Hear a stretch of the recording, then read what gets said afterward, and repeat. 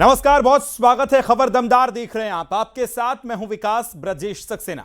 Greater Noida में भीषण सड़क हादसा हुआ है, जहां तेज रफ्तार ट्रक ने बाइक को टक्कर मार दी है। आपको बताएं, सड़क हादसे में 3 युवकों की मौत हो गई है। ट्रक के नीचे आए बाइक सवार पुलिस ने तीनों के शवों को कब्जे में लेकर पोस्टमार्टम के लिए भेजा है। तीनों मृतक बुलंदशहर के रहने वाले बताए जा रहे हैं। परिवार में कोहराम मच गया है। दादरी थाना क्षेत्र के अजायपुर चौकी की यह पूरी घटना बताई जा रही है। एक्सक्लूसिव तस्वीरें न्यूज 18 आप तक पहुंचा रहा है। ग्रेटर नोएडा में यह भीषण सड़क हादसा हुआ है, जहां तेज रफ्तार ट्रक ने बाइक को टक्कर मारी।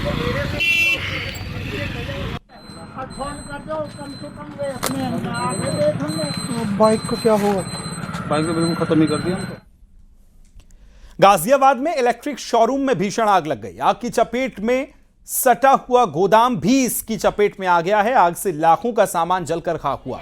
फायर ब्रिगेड के पहुंचने से पहले लोगों ने आग को बुझा दिया है। शोरूम में बिल्डिंग की चिंगारी से यह आग लगने की संभावना जताई गई है। मुरादनगर थाना क्षेत्र की ये घटना बताई जा रही है।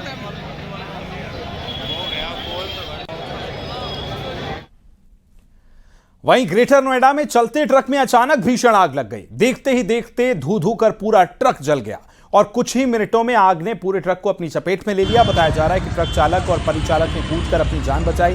ट्रक में रखा सारा सामान भी आग में जलकर खाक हो गया।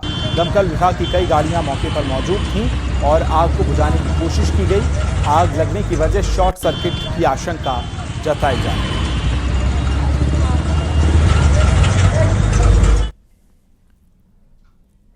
रायबरेली में ट्रक से सीएनजी लीक होने के बाद सड़क पर जाम लग गया, जिसके बाद ट्रक ड्राइवर की कुछ कार सवार दबंगों ने पिटाई कर दी और मौके से फरार हो गए। मामला शहर कोतवाली इलाके के गोल चौराहे का बताया जा रहा है। पीड़ित के मुताबिक जाम लगने पर ट्रक पीछे करने के दौरान कार पर टक्कर लग गई थी, जिसके बाद उसकी पिटाई कर दी गई। में सब लोग हम जा रहे थे, बोले जाम लगा, गैस लीक हो गया, पीछे करो गाड़ी, पीछे करो। हम पीछे कर रहे थे, जाके ठोक दिए। हमने कहा मारने लगे, बोले क्यों ठोक दिए? हमने कहा 4 आदमी तो भाग रहा है जान के चक्कर में, हम क्या करें, आप ठोक दिए। तो हम भागने लगे, वहां दौड़ा के मारने लगे। कौन मारा है? मारुति वाले थे, हम जान नहीं पाए तो मारुति लेके भागे। कहाँ से आ रहे थे तुम? हम अमेठी से आ रहे थे। कौन से लोग थे पता है? नहीं, हमको किस जगह में मारपीट हुई? यही पुल के बीचों बीच पे। और काहे के ट्रक लीक हुआ था? गैस का। कहाँ गया वो? अब उसको पता ही नहीं, वहां तक पहुंचे नहीं, जाम लगा था। तो सब लोग बाइक करवा रहे थे। झांसी में बंदूक से हवाई फायरिंग करने का वीडियो सोशल मीडिया पर वायरल हो रहा है। वीडियो में दिख रहा है कि शख्स रॉब दिखाने पर फायरिंग कर रहा है। वायरल वीडियो के आधार पर पुलिस कार्रवाई में जुटी है। वायरल वीडियो में दिख रहा है कि शख्स जो है टोडी फतेहपुर क्षेत्र के बचेरा का रहने वाला बताया जा रहा है। वायरल वीडियो की न्यूज 18 हालांकि पुष्टि नहीं करता है, पर वायरल वीडियो के आधार पर पुलिस अब मामले की तहकीकात कर रही है।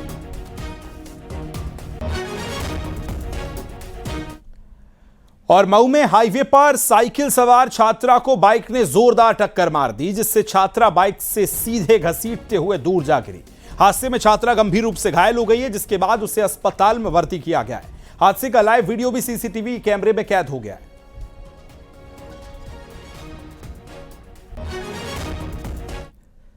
इधर मऊ में ट्रेन की चपेट में आने से दादी और पोते की मौके पर ही मौत हो गई है। दोनों को बचाने के चक्कर में एक महिला गंभीर रूप से घायल हो गई। घटना कोतवाली क्षेत्र के मोहल्ला बरामदपुर की बताई जा रही है, जहां महिला रेलवे ट्रैक के पास बकरियां चरा रही थी। इसी बीच मऊ की तरफ से आजमगढ़ से जा रही ट्रेन ट्रैक पर आ गई और जिसके बाद बकरियों को बचाने के चक्कर में पहले मीला देवी ट्रैक पर पहुंची और साथ ही पोता भी पीछे से चला गया, जिनकी मौके पर ही मौत हो गई।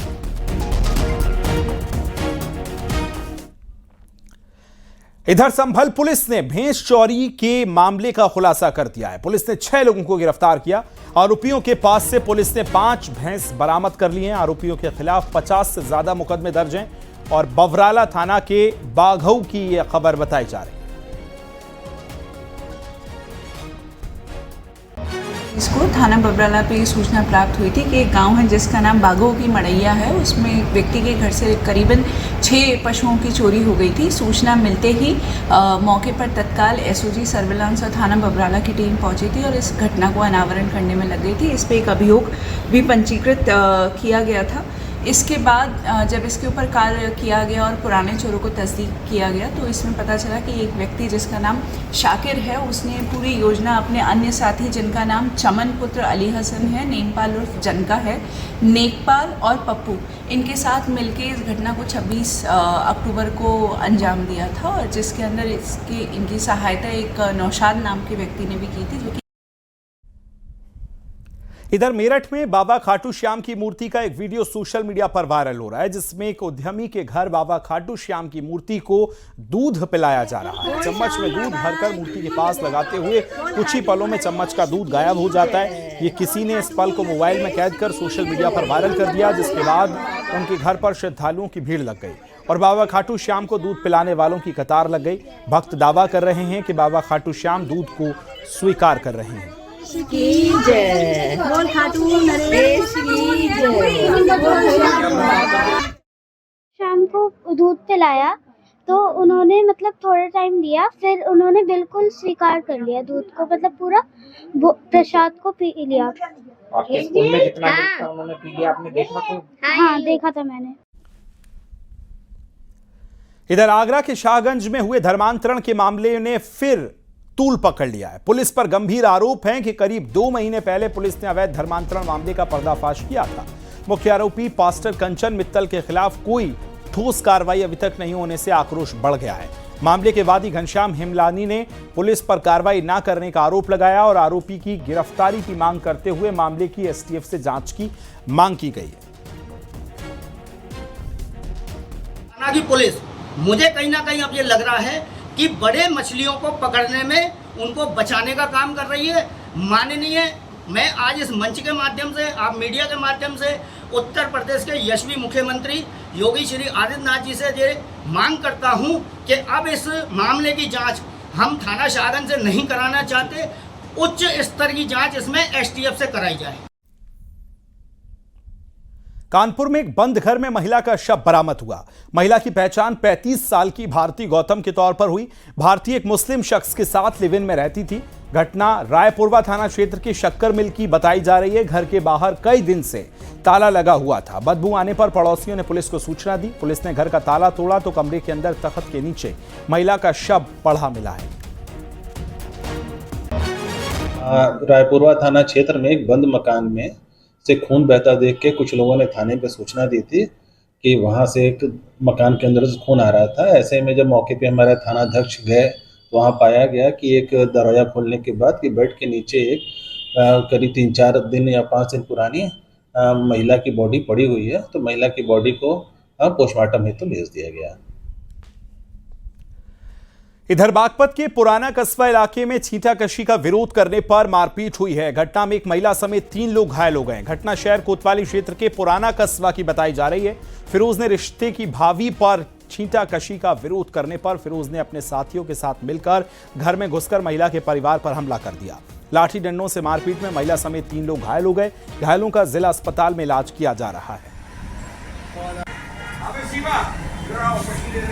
के साथ में झगड़ा कर रहा था फिरोज, जो यहाँ का थाने का मुखबर है जी, फिरोज नाम का जी। तो भाभी ने छत को चढ़ के आवाज़ मारी। इधर भाभी रहती थी दूसरी गली में, उधर से मैं तो सुबह होता है बच्चे गए उठ के, ये बच्चे फिर मेरे को उठा कर लाए। मैं उठ के गया, जाते ही मैं तो समझौता करने के लिए गया था, खाली मार पीटी कोई नहीं, मैं खाली हाथ गया था। जाते उधर से ऊपर से ईंट बचाई, 2 मंजिल मकान है उनका। इस लड़के की ईंट लगी है आई सके, इसके भी ईंट लगी है हाथ पे, ठीक है। और फिरोज लड़ता लट इतना मोटा, उसने बजाना शुरू कर दिया, ना बात करी ना कुछ करी, बजाना शुरू कर दिया, बस ये बात हुई है हमारी। बरेली पुलिस की हिस्ट्री सीटर गैंगस्टर एक्ट के वांछित बदमाश से मुठभेड़ हुई। मुठभेड़ के दौरान गोली लगने से हिस्ट्री सीटर बदमाश दानिश घायल हो गया, जबकि इंस्पेक्टर केबी सिंह बुलेट प्रूफ जैकेट पहने हुए की वजह से बाल बाल बच गए। गोली लगने से उनके सीने में गोली लगी है। घायल हुए बदमाश दानिश के पास से एक तमंचा, जिंदा कारतूस बरामद किए गए। पुलिस को दानिश के गैंगस्टर के मुकदमे में लंबे वक्त से तलाश थी।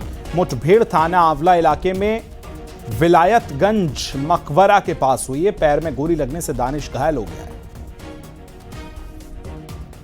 पुलिस टीम गिरफ्तारी से बचने हेतु पुलिस टीम पर फायरिंग की गई।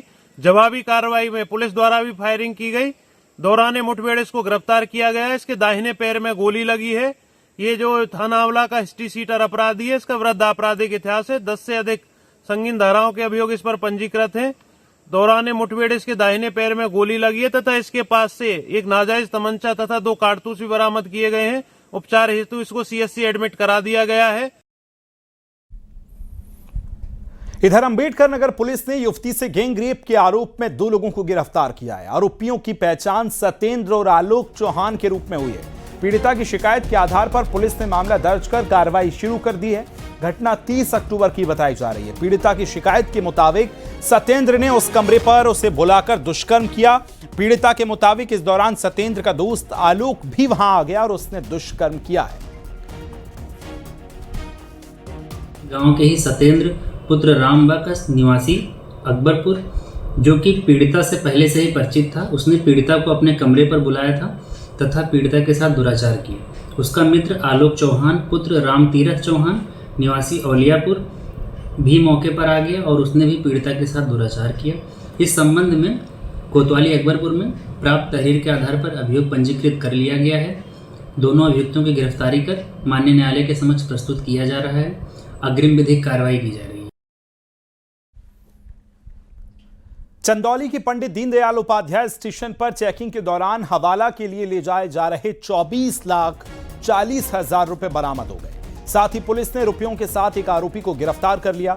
बताया जा रहा है कि चेकिंग बिहार के चुनाव के मद्देनजर चल रही थी। ट्रेन अमृतसर से हावड़ा जा रही थी। इस दौरान जीआरपी पुलिस को कामयाबी मिली और आरोपी युवक मऊ का रहने वाला बताया जा रहा है।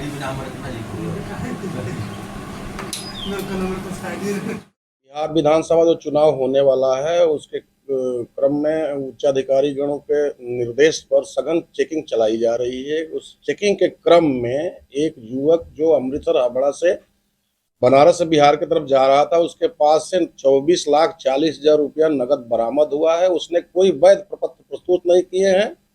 संबंधित जांच एजेंसियों को सूचित कर दी गई है। जांच एजेंसियां आकर अपना स्क्रूटनी तहकीकात कर रही हैं। ऐसी प्रबल संभावना व्यक्त की जा रही है कि कहीं ये पैसा बिहार चुनाव में भी प्रयुक्त हो सकता है। इसकी जांच की जा रही है, विधिक कार्रवाई अमल में लाई जा रही है। मऊ में हाईवे पर साइकिल सवार छात्रा को बाइक ने जोरदार टक्कर मार दी, जिससे छात्रा बाइक के साथ घसीटते हुए दूर जा गिरी। हादसे में छात्रा गंभीर रूप से घायल हो गई, जिसके बाद उसे अस्पताल में भर्ती किया गया। हादसे का लाइव वीडियो सीसीटीवी कैमरे में कैद हो गया है।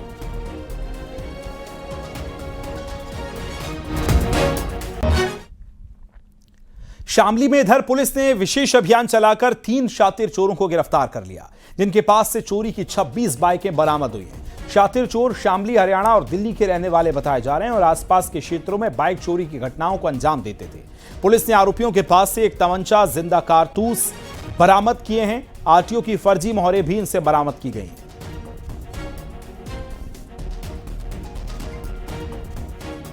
लगाया गया था, जिसमें वाहन चोरों के खिलाफ अभियान चलाया गया था। उसमें 3 बहुत ही शातिर वाहन चोर गिरफ्तार किए गए हैं, जिनके नाम क्रमशः कायफ, शोएब और रोहित हैं और यह तीनों जनपद शामली के मूल निवासी हैं। इनके पास से कुल 26 चोरी के वाहन बरामद हुए हैं और जिनमें 8 वाहन जनपद शामली से चोरी किए गए थे। शेष वाहन ये दिल्ली, पानीपत और उत्तराखंड के चोरी हैं। ये बेसिकली एक अंतर्राज्यीय वाहन चोरों का गैंग है। इनके पास और भी वाहन है, जिन लोगों ने बताया है कहाँ रखे हुए, हमारी टीम उसमें लगी हुई है। गाजियाबाद के मोदी नगर इलाके में बंदरों के आतंक से परेशान लोगों ने प्रदर्शन किया और ज्ञापन सौंपकर कार्रवाई की मांग की। गांव सीकरी खुर्द में बंदरों के आतंक से लोगों का जीना मुश्किल हो गया है। पिछले 1 महीने में करीब 30 से ज्यादा लोग बंदरों के हमले से घायल हो गए। ग्रामीणों ने अधिकारियों और नेताओं पर कार्रवाई न करने का आरोप लगाया और अब घरों से भी निकलने में लोग डर रहे हैं।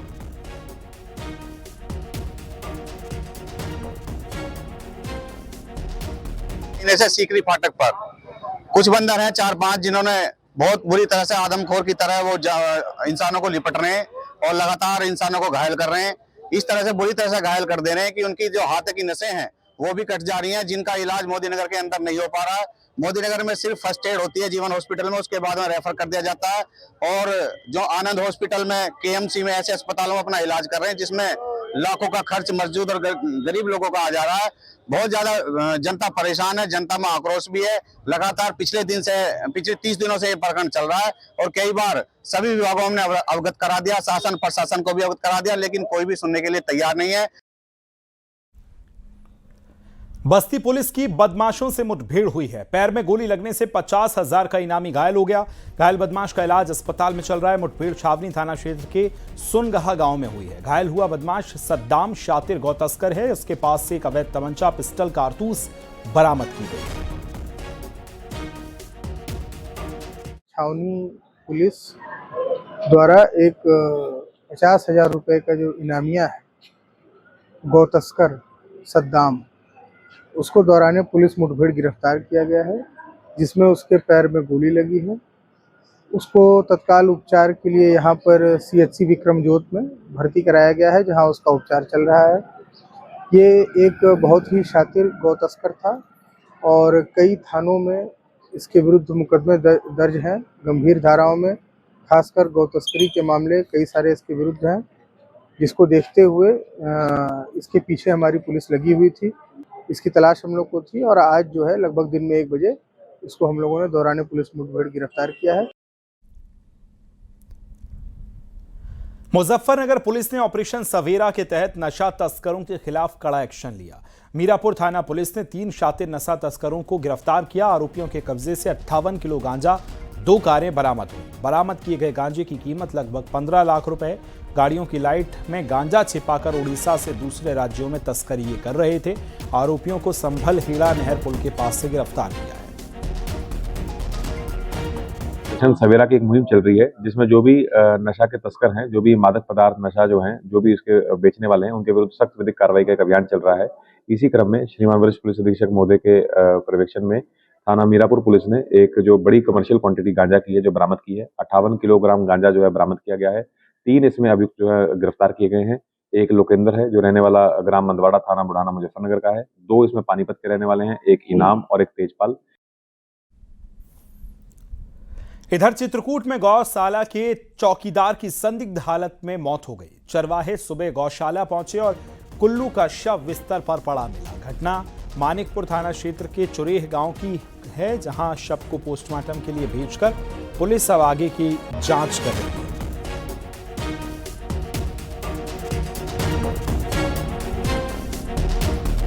गाय का तो विगत 2-3 दिनों से इलाज हो रहा था, बीमार थी गाय।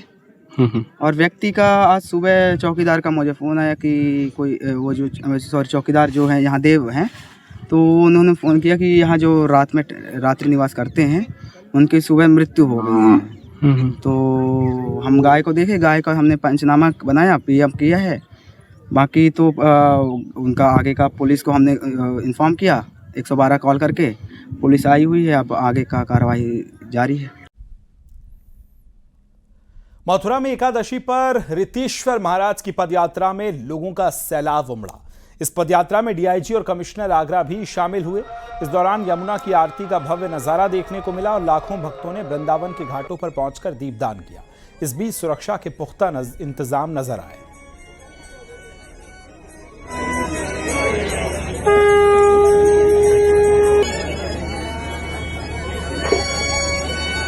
सतगुरु में तेरी पतंग, सतगुरु में।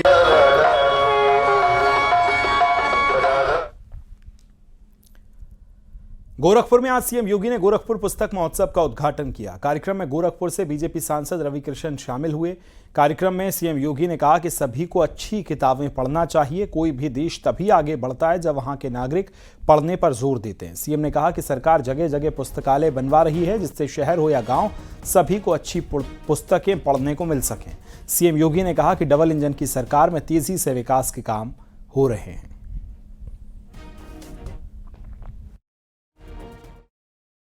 प्रधानमंत्री मोदी जी लगातार इसके बारे में लोगों को प्रेरित करते रहे हैं और उनका स्पष्ट मानना था कि when citizens read, country lead. यानी देश तभी बढ़ता है जब लोग पढ़ते हैं, लोगों में पढ़ने की एक जिज्ञासा होती है। मैं भी बैठा हुआ था। किताब पढ़ने को लेकर CM योगी ने BJP सांसद रवि किशन की चुटकी भी ली है। रवि किशन मुझसे कह रहे थे कि जब वो कैम्ब्रिज में पढ़ते थे तो कह रहा था कि मैंने कहा कैम्ब्रिज से आपने क्या डिग्री ली है?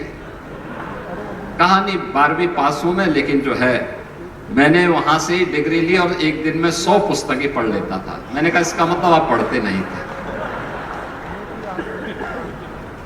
लेकिन आज उन्होंने पढ़ने के लिए लोगों को एक प्रेरणा दी है।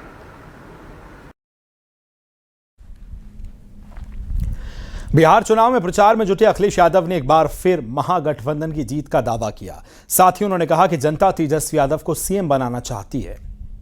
जनता बदलाव के लिए वोट डालने जा रही है। बिहार की जनता खुशहाली के लिए वोट देने जा रही है। बिहार की जनता तेजस्वी को मुख्यमंत्री बनाने के लिए वोट डालने जा रही है। बिहार की जनता बिजली सस्ती हो, 200 यूनिट मिले, उसके लिए वोट डालने जा रही है।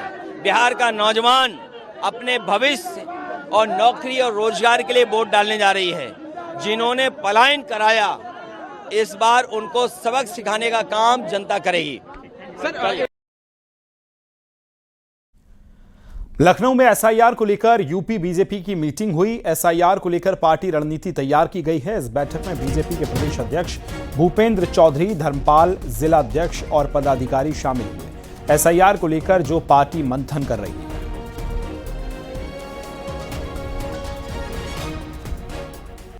बूथ स्तर पर जो छूटे हुए वोटर हैं, उन वोटरों को ज़्यादा से ज़्यादा जोड़ें, उनका वोटर लिस्ट में नाम दर्ज कराएं और इसके अलावा जो एसआईआर जो प्रक्रिया है, उस प्रक्रिया में भारतीय जनता पार्टी बूथ स्तर।